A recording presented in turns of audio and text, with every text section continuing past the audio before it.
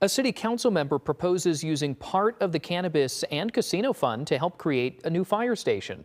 City council member Tim Durkee says a 2021 study showed response times to fire calls increased. He proposed $500,000 be set aside from the budget to buy land for a new station. The proposal is expected to be voted on in 2 weeks. If passed, it would become Rockford's 12th fire station.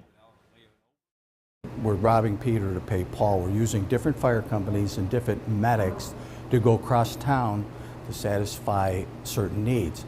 We've had some incidences where the response times have been so long that a simple garage fire turns into a total loss of a property.